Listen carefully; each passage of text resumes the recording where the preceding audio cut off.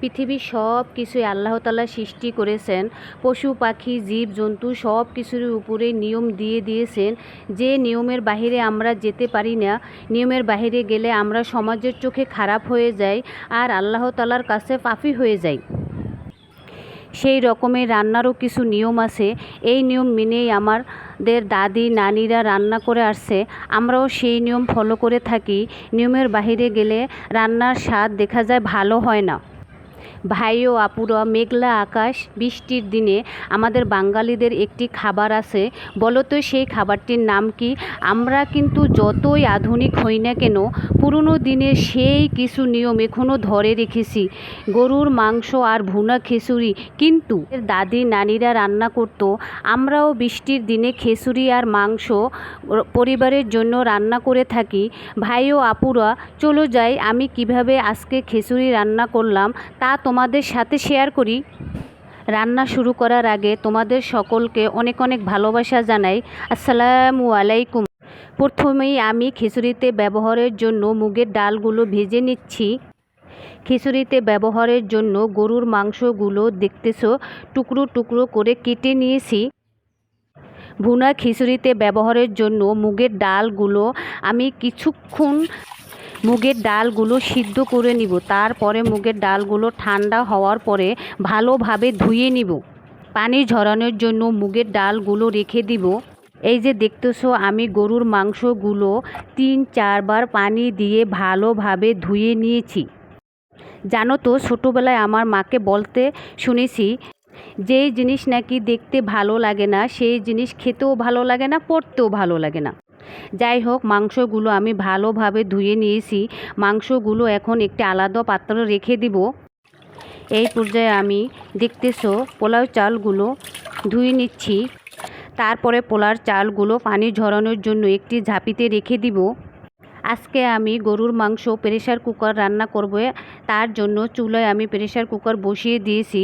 তেল দিয়েছি, তেলের ভিতরে আদা লং দারচিনি দিয়ে দিয়েছি, একটু হালকা নেড়ে নিব।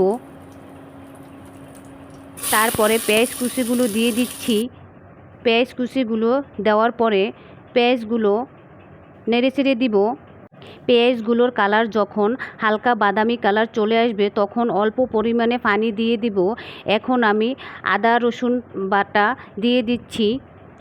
আমি কিন্তু বেশি পরিমাণে দিয়েছি, কারণ আমি বেশি পরিমাণে রান্না করব। তোমরা যদি অল্প পরিমাণে রান্না করে থাকো তাহলে পরিমাণটা কমিয়ে দিবে। লবণ দিয়ে দিচ্ছি।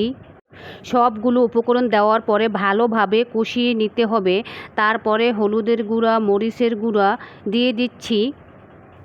হলুদের গুঁড়া মরিচের গুঁড়া দেওয়ার পরে মশলাগুলো ভালোভাবে কষিয়ে নিতে হবে। কষানোর পরে গরুর মাংসগুলো দিয়ে দিতে হবে।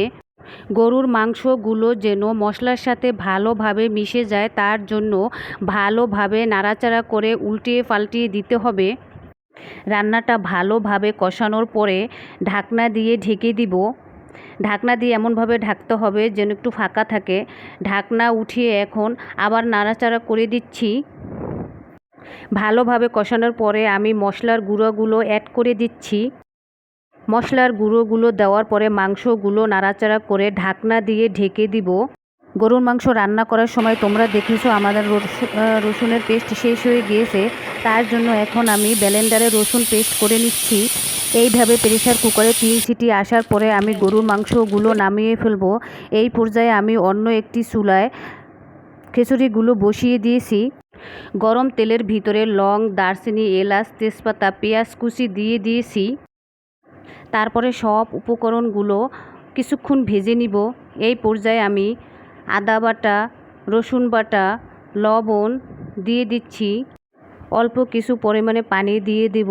তারপরে হলুদের গুঁড়া মরিচের গুঁড়া দিয়ে দিচ্ছি।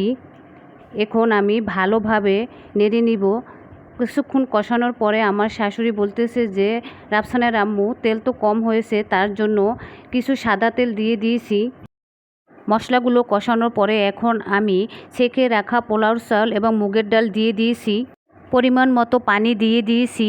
রান্না হওয়ার জন্য ঢাকনা দিয়ে ঢেকে দিব। এখন আমি ঢাকনা উঠিয়ে দেখব রান্না কোন পর্যায়ে আছে। ঢাকনা উঠিয়ে খিচুড়িগুলো ভালোভাবে উল্টিয়ে পাল্টিয়ে নাড়াচাড়া করে দিতে হবে। অনেকক্ষণ নাড়াচাড়া করার পরে রান্না করা গরুর মাংসগুলো খিচুড়ির ভিতরে দিয়ে দিচ্ছি।